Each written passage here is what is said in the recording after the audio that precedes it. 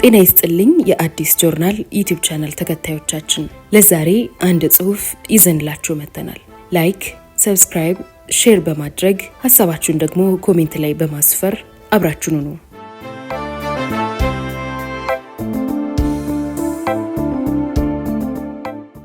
ሞት የተገደለበት ድግስ፣ የጉማ አክስት፣ ተራሮችን ያንቀጠቀጠ ትውልድ ከሚለው መጽሐፍ የተወሰደ ክፍል 2።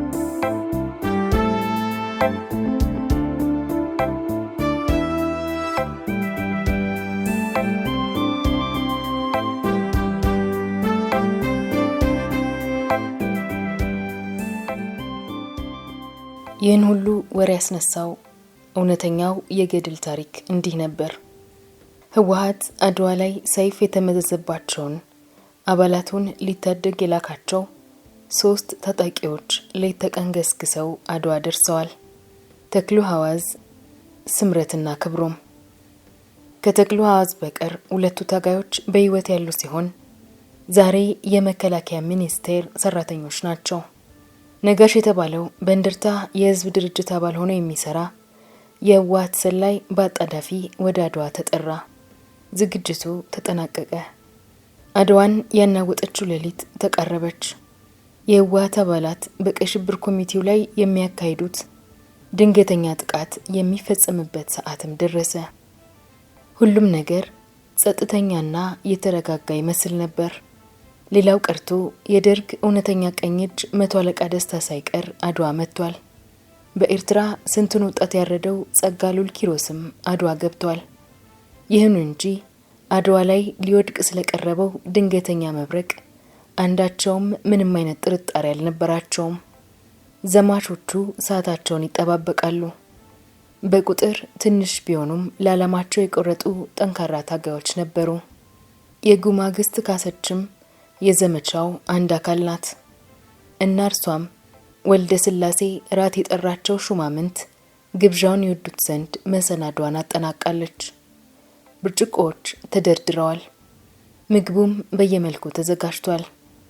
ጠመንጃዎችም ጥይት ጎርሰዋል። 3ቱ የህወሓት ታጋዮች ለመጠጊያ መስመርነት የመረጡት በማይቀነጣል በኩል ወደ አድዋ የሚያስገባውን መንገድ ነበር። በዚህ አቅጣጫ ጥበቃ የሚያካሂደው የደርግ ሰራዊት ከቀኑ 11 ሰዓት ላይ ለመጸዳዳት እንደሚመጣ መረጃ ነበራቸው። ስለዚህ ለመመሳሰያ የለበሱትን ልብስ እንደለበሱ ተጸዳድተው ከሚመለሱት ወታደሮች ጋር ተቀላቅለው የጥበቃ ቦታውን ለማለፍ እቅድ አውጥተዋል። 11 ሰዓት ከመውላቱ በፊት ወደ አካባቢው ተጠግተው በቁጥቋጦዎች ውስጥ በመደበቅ ለመቆየት ወደፊት ገሰገሱ። የጥይት ተኩስ ከሚሄዱበት አቅጣጫ ተሰማ። ወታደሮቹ አይቷቸው መተኮሳቸው ይሆን? ይህንን በእርግጠኝነት ማወቅ አይቻልም። ተኩሱ በአጋጣሚ የተተኮሰ ወይንም ለነርሱ የታለመ መሆኑን መገመት ባይቻልም እንደ ተዋጊነታቸው ታይተን ይሆናል ብለው መገመት ነበረባቸው። ሆኖም ፈርተው ወደ ኋላ አልተመለሱም። ያወጡትን የመጀመሪያ ዕቅድ በመሰረዝ የጉዞ አቅጣጫቸውንና ስልታቸውን ለወጡ። በተደረገው የአቅጣጫ ለውጥ በሁለቱ ምሽጎች መካከል ማለፍ ስለነበረባቸው እስኪጨልም ድረስ ቁጥቋጦዎች ውስጥ ተደበቁ። እንደ ጨለመ ታጋዮቹ መሳሪያቸውን ወደፊት በመወደር ከለላና መከታ እየተጠቀሙና በእግር ጣቶቻቸው ጫፍ እየተራመዱ ኮሽታ ሳያሰሙ ወደፊት ወደ ጠላት ምሽግ መቃረብ ጀመሩ።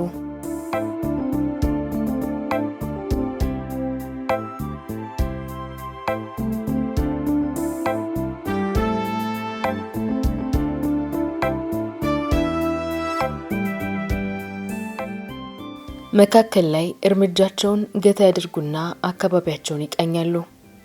እንደገና ይጓዛሉ። ነገሩ አላምራቸው ሲል በደረታቸው የተኙና ሁኔታዎችን ያጠናሉ። በአዲሱ ቅዳቸው መሰረት በሁለቱ ምሽጎች ውስጥ ሳይታዩ ማለፍ ነበረባቸው። እየተሳቡ እየተሽለኮለኩ ሲያዘግሙ ከቆዩ በኋላ ምሽጉ በቅርብ ርቀት ታያቸው። የጠላት ወታደሮች ድምጽ ይሰማል። እስካሁን ያጋጠማቸው ችግር የለም። ሆኖም ምናልባት ጠላት አይቷቸው ወደ ሙት ወረዳ እስኪመጡ እየጠበቃቸው ሊሆን እንደሚችል ገምተዋል። ቢሆንም ተታክሰው ለማምለጥ እንጂ በጠላት እጅ ላለመውደቅ ዝግጁ ሆነዋል። ተረኛ ዘቦች የቆሙባቸውን ቦታዎች ተመለከቱ። በመካከላቸው ሰፊ ክፍተት ቦታ ቢኖርም ከዘብ ተግባር ውጪ ያሉ ወታደሮች በክፍተቱ መሃል መኖራቸውን አስተዋሉ። ከዘብ ውጭ ያሉት ወታደሮች በአጋጣሚ ካላዩአቸው በስተቀር ጥበቃ ላይ አልነበሩም። ከብዙ ድካምና ስጋት በኋላ እንዳሰቡትና እንደፈለጉት ምሽጎቹን አለፉ። አሁን የተዝናኑ መምሰል አለባቸው። ምክንያቱም ልብሳቸው በጥበቃ ላይ ያሉ ሚሊሻዎችን ተመሳስሏል። መሳሪያ ወድረው ትኩረት መሳብ የለባቸውም። በዚህ አይነት ጉዞም የጥበቃ ቦታውን አልፈው ወደ ከተማዋ ጫፍ አመሩ። ከእንትጮ ሲነሱ ስለሚያርፉበት ቦታ ያደረጉት ጥናት አልነበረም። ተዋጊዎች በመሆናቸው በሆነ ጉድባ ውስጥ ተሸሽገው ሌሊቱን ማሳለፍ ይችላሉ። ሆኖም ይህ አይነቱ ስልት ለሚወስዱት እርምጃ መቼ አልነበረም። ወደፊት መግፋት አለባቸው። እናም ወደፊት ጉዟቸውን ቀጠሉ። በመጨረሻም አንድ የጓሮ አትክልት ያለበት ግቢ ደረሱ። ለአንድ አፍታ ተባለና ጉዟቸውን ገታ አደረጉ። ለማንኛውም እናንተ እዚህ ቆዩኝ፣ እኔ ወደ ግቢው ባለቤቶች ቤት ልሂድና ሁኔታዎችን ላጽና በማለት ተክሉ ስምረትና ክብሮምን ጥሎ ሄደ። በእርግጥ በዚያ ጊዜ ለደርግ ያደሩ ጥቂት ሰዎች መኖራቸው ባይካድም አብዛኛው የትግራይ ሕዝብ ግን የህወሓት ደጋፊ ነበር። ባድዋም በወቅቱ 70 ከመቶ የነበረው ሰው የህወሓት አባል ወይንም ደጋፊ ነበር። ስምረትና ክብሮም ሰዋራ ቦታ ሆነው ተክሉን ይጠብቃሉ። ተክሉ ዘግይቶባቸው ስጋት ገባቸው። በዚህ ጊዜ ደግሞ ጥንቃቄ ያስፈልጋል። ስምረትና ክብሮም ቀድሞ ያደፈጡበትን ቦታ ቀየሩ።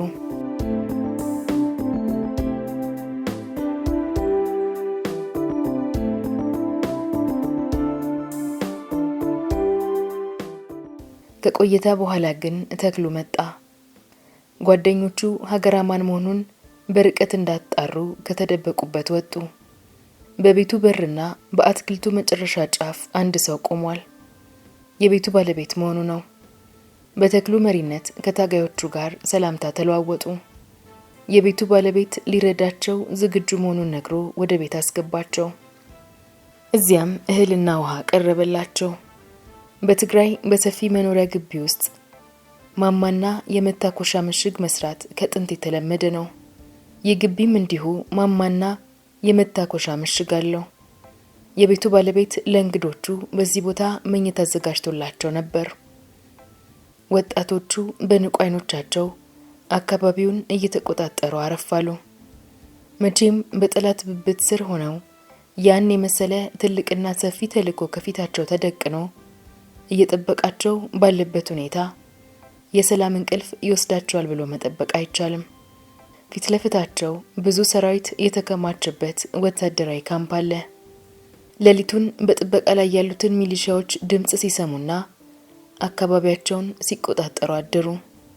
ከነጋላቸው በኋላም የሚሊሻዎቹን እንቅስቃሴ በርቀት እያዩ ከተማ ካሉ ህቡ ሰራተኞች መልእክት እስኪመጣላቸው ድረስ ቆዩ። ተክሉ ቀደም ሲል ከተማ እየገባ የመውጣትና ግንኙነት የመፍጠር ልምድ ስለነበረው ወደ ከተማ ጓደኞቹ ጋር ሄዶ ግንኙነት መሰረተ። ብዙ የህወሓት ህቡ አባላት ያውቁታል።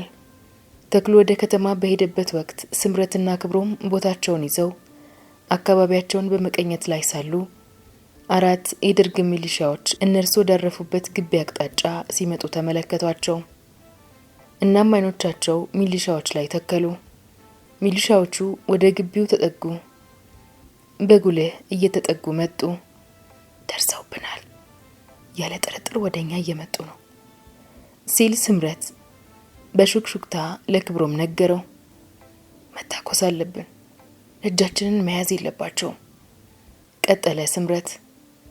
ሁለቱም ታጋዮች እጆቻቸውን መሳሪያቸው ላይ አደረጉ። ሆኖም ሚሊሻዎቹ የግቢውን በር አልፈው የቤቱን ነዋሪዎች ተጣሩ። ያለንበትን ባያውቁ ያለ ጥርጥር የመጡት እኛን ፍለጋ ነው። ምናልባት የቤቱ ባለቤት ነግሯቸው ይሆናል ሲሉ ታጋዮቹ አሰቡ። ባለቤቷ ከቤት ወጣ፣ ከሚሊሻዎቹ ጋር ተነጋገረች። በዚያን ሰዓት የነበረውን ሁኔታ ስምረት እንዲገልጸዋል። ቦንቦቻችንን አዘጋጀን፣ እኔ በተለይ ሰዎቹ እኛን ፍለጋ መምጣታቸውን በእርግጠኝነት ስላመንኩበት የቦምቡን ቀለበት ልፈታ ጣቴን አስገባው። ክብሮም ግን ሌላ ጉዳይ መጥቶ ሊሆን ስለሚችል ታገስ፣ መጀመሪያ አጣራ አለኝ። የምን ሌላ ጉዳይ? የደርግ ሚሊሻዎች ከዚህ ሰላማዊት ሴት ጋር ምንም ያገናኛቸው ነገር አለ? ይልቅ ተዘጋጅ አልኩት።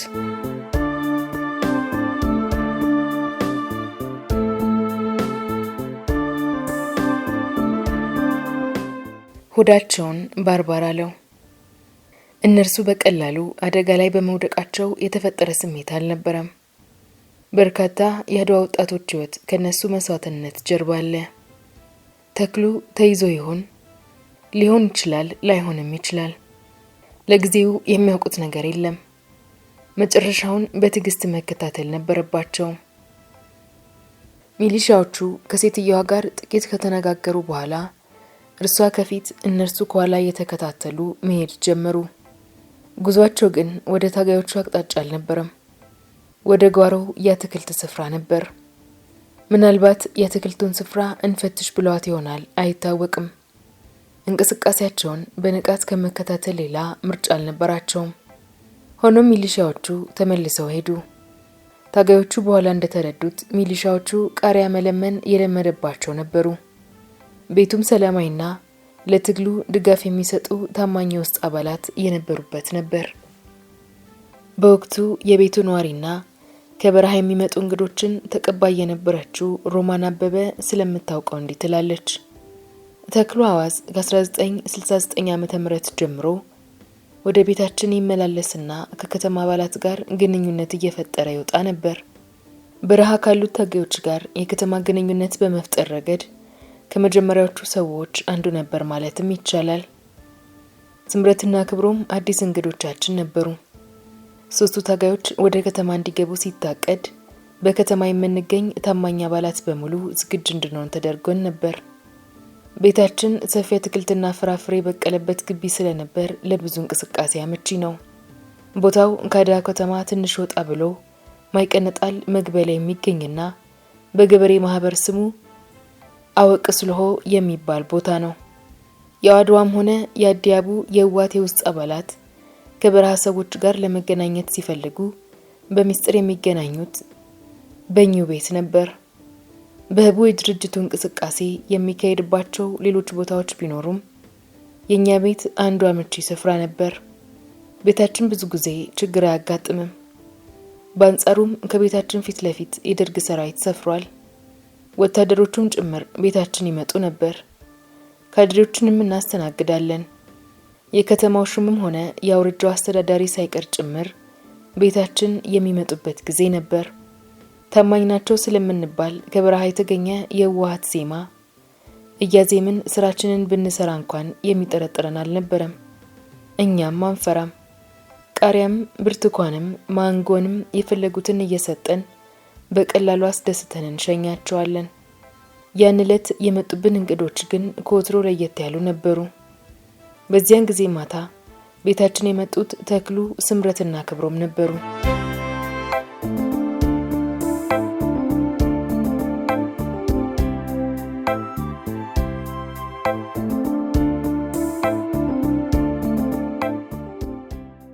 እንደ ደውል እንዲያገለግለን በአጥሩ ላይ የሬዲዮ አንቴና ሽቦችን አያይዘን ቤት ውስጥ ካስቀመጥነው ትንሽ ሬዲዮ ውስጥ ድምጽ ተሰማ። 3 ጊዜ ተደወለ። ስለዚህ ልዩ እንግዶቻችን መምጣታቸውን አወቅን። ተቀበልናቸው። በግቢያችን በራፋናት ላይ በተሰራው ለእቃና ለመሳሰሉት ነገሮች ማስቀመጫ በምንጠቀምበት ማማ ላይ መጠጊያ ሰጠናቸው። ወንዙን ተከትለው ነበር የመጡት። ከዚያም ተክሉ ከተማ እየሄደ ወደ ቤታችን ይመጡ ከነበሩት የዋት አባላት ጋር ይገናኝ ነበር። በዚህ ሁኔታ 3 ቀን ቤታችን ቆይተዋል። ታጋዮቹ ከተማ ካሉ ህቡ ሰራተኞች ጋር በየጊዜው ለመገናኘት ችለዋል። በዚያን ወቅት የተገናኙት ካለምሰገድ ገብረ አምላክና ከወልደ ስላሴ ግርማይ ወይንም ጉማ ጋር ነበር። 5ቱ ታጋዮች ስብሰባ አድርገው ስለ ግዳጅ አፈጻጸማቸው ዝርዝር እቅድ አውጥተዋል። እርምጃ የሚወሰድባቸው ሰዎች ማንነትና ብዛት የሚገኙበት ቦታ እንዲሁም እርምጃው መቼና እንዴት መወሰድ እንዳለበት በውይይቱ ወቅት ተነስተው ምላሽ አግኝተዋል። እርምጃ የሚወሰድባቸው ሰዎች 4 ናቸው።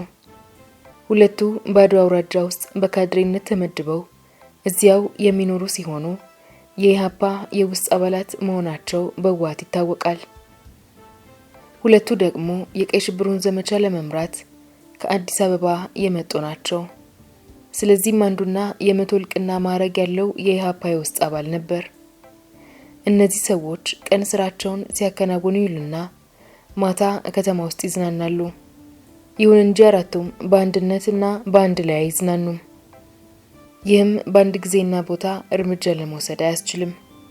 ከአዲስ አበባ የመጡት 2ቱ አንድ ላይ የሚያመሹ እንደሆነ ተደርሶበታል። አድዋ ውስጥ የሚኖሩት ግን የህወሓት ጥቃት ይደርስብናል በሚል ስጋት ብዙውን ጊዜ የሚያደፍጡ ሲሆን አልፎ አልፎ ብቅ እያሉ በድብቅ እየተዝናኑ ይገባሉ። ስለዚህ እርምጃው በሁለት ተከፍሎ መካሄድ ነበረበት። ያለው መሳሪያና የሰው ኃይል ለሁለት ተከፈለ። ከአዲስ አበባ የመጡትን የመቶ አለቃውንና ጓደኛውን አለምሰገድ ገብረ አምላክን ተከታትሎ የሚዝናኑበትን ቦታ በማግኘት መረጃ እንዲያመጣ፣ ስምረት ጥቃት እንዲሰነዝር፣ ተክለዋዝ ደግሞ የክብሮምን መሳሪያ ይዞ ለስምረት ሽፋን እንዲሰጥ ስምምነት ላይ ተደረሰ። ሁለተኛው የጠላት ወገን ወይንም የአድዋ ልጆች የሆኑት የደርግ ካድሬዎች ከተማ ውስጥ ብዙ ማለመዝናናታቸው ግምት ውስጥ ገብቶ ወልደ ስላሴ ግርማይ እቤት ጠርቶ ራት በመጋበዝ ነጋሽ የሚባል ታጋይና ራሱ ወልደ ስላሴ እርምጃ እንዲወስድባቸው ተወሰነ። ከከተማ ውጭ የመጡት ታጋዮች አድዋ በገቡ በ3ኛው ቀን ምሽት 1 ሰዓት ተኩል ላይ እርምጃው እንዲወሰድ ቀን ተቆረጠ።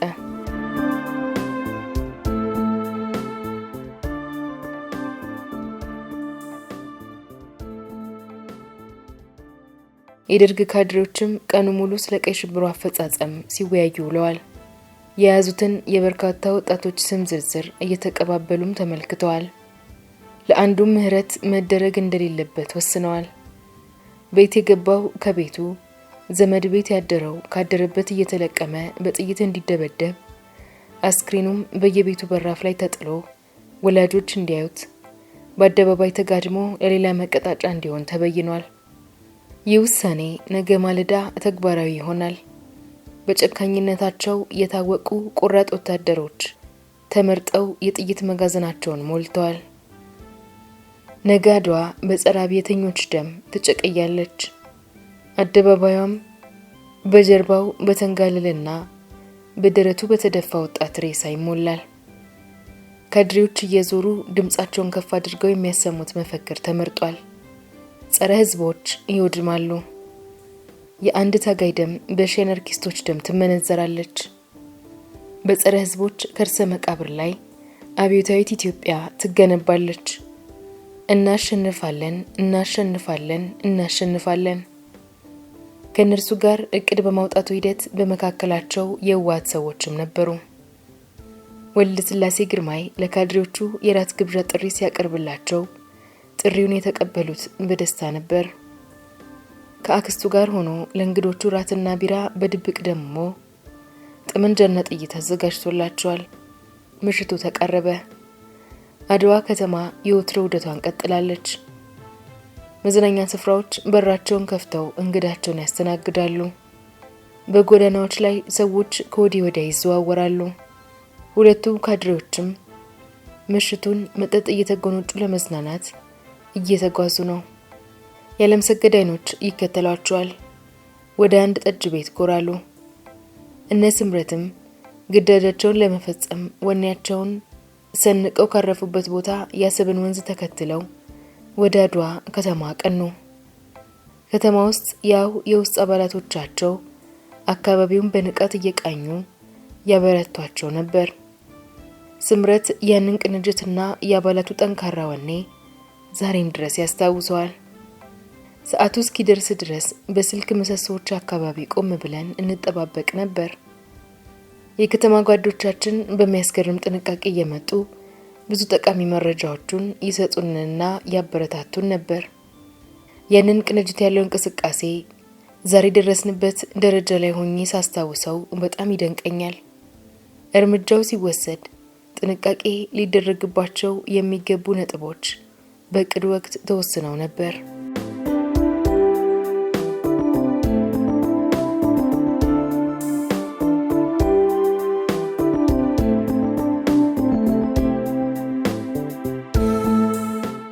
እነርሱም አንደኛ፣ የታለሙት ሰዎች መሞታቸው ሳይረጋገጥ እንዳይታለፉ፣ እርምጃ ከሚወሰድባቸው ሰዎች ላይ መሳሪያቸው እንዲወሰድ፣ በታለሙት ሰዎች ላይ ተኩስ ሲከፈት ከነርሱ ውጪ በሆነ ሰው ታዞ በሚንቀሳቀስ የበታች ወታደርና በሌላው ላይ ጉዳት ማድረስ ከድርጅቱ ህዝባዊ ተልዕኮ ጋር የማይሄድ በመሆኑ ይህንን አለመፈጸም የሚሉ ነበሩ። ጊዜው ምሽት ላይ ነበር። የመጨረሻዋ የግዳጅ ሰዓትም ተቃርባለች።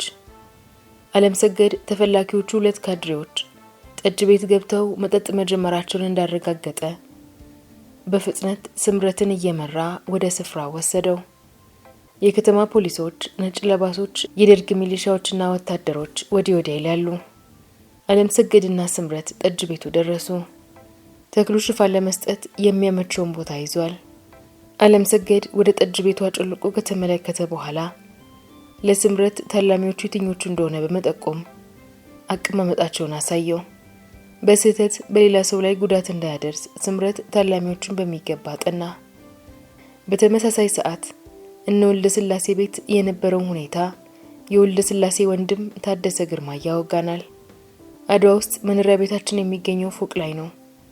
ወልደ ስላሴ ከዚያን ምሽት ቀደም ብሎ በወቅቱ የእንደርታ የህዝብ ድርጅት ኃላፊ ከነበረው ነጋሽ ወልደ ሩፋኤል ከሚባል ሰው ጋር ወደ በረሃ ለመሄድ ዝግጅቱን አጠናቆ ነበር። ከምሽቱ 1 ሰዓት ገደማ ብዙ ጊዜ ቤታችን ይዟቸው ይመጣ ከነበሩት ካድሬዎች መካከል ኪዳነ ማርያምና ሌላ ቦታ ነጥሎ በማስቀረት አማረና ኃይል የተባሉትን ብቻ ቤት ይዟቸው መጣ። ለምሳ ተዘጋጅቶ የነበረው ምግብ ቀርቦላቸው በመብላት ላይ ያሉ በአድዋ እንደ ስላሴ ቀበሌ በወልደ ስላሴ ተመርምሮ የነበረ አንድ ወጣት ወደ ፎቁ መጣ። በወቅቱ የቀበሌ ኪነቶች እየተዋሱ ይመልሷቸው የነበሩ በርካታ ክላሽንኮቮች፣ ክራቫይኖችና ሌሎች መሳሪያዎች እቤታችን ነበሩ። ይህ ወጣት በርካታ መሳሪያዎችን፣ መጻሕፍትንና መዛግብትን 2-3ቱን እየተሸከመ ቦታው የት እንደሆነ በትክክል ባላውቅም እንደመሰለኝ ከቤታችን አጠገብ ከሚገኘው ቦሌ ሚካኤል ቤተክርስቲያን ግቢ ውስጥ ገብተው ወልደ ስላሴን በምሽት ይጠባበቁት ለነበሩት የዋት ኮማንዶዎች እየተመላለሰ ያቀርብ ነበር። እኔም ሁኔታው ገርሞኝ ወጥቼ ስመለከት ወጣ ብሎ ከነበረው ወልደ ስላሴ ጋር ተገጣጠምን። እርሱ ምን ትሰራለህ ግባ ብሎ ተቆጣኝ። እኔም ቤቴ ተመልሼ ተቀመጥኩኝ። መሳሪያዎቹና መዛግብቱ ተጓጉዘው እንዳበቁ ወልደ ስላሴ የምሽቱ እንግዶች ከነበሩት ካድሬዎች ጋር ወጥቶ ሄደ። ከጥቂት ደቂቃ በኋላም ተመለሰና መልሶ ጸጥ አለ። እኔና እህቴ ጽጌ ተደናግጠን ወደ ቤተክርስቲያኑ አቅጣጫ ሮጥን። ጨለማ ስለነበር ምንም ሳናይ ተመልሰን ወደ ቤት ገባን። ከጥቂት ሰዓታት በኋላ አካባቢውን በርካታ ጦር ተቆጣጠረው። ኪዳነ ማርያም የተባለው ካድሬ የቤታችንን በር አንኳኩቶ ገብቶ ወልደ ስላሴ የት እንደሄደ ጠየቀኝ። እኔም ከ2 ካድሬዎች ጋር ወጥተው እንደሄዱ ነግሬው ቤት እንድቀመጥ ነገረኝ። ያ ለአሰሳ የወጣ ጦርም የቤተክርስቲያኑን አካባቢ በጥይት ሩምታ ሲያተረማምሰው አደረ። በዚያን ወቅት ስለተፈጠረው ሁኔታ ምንም የሚያውቁት መነኩሴ ከነልጃቸው ተገደሉ። በወቅቱ ወልደ ስላሴ ተገድሏል የሚል ግምት ስለነበረን ቤታችን የለቅሶ ያህል ሁኔታ ተፈጥሮ ጎረቤቶችና ዘመድ አዝማድ እየመጡ ያጽናኑን ነበር። ክፍል 3 ይቀጥላል።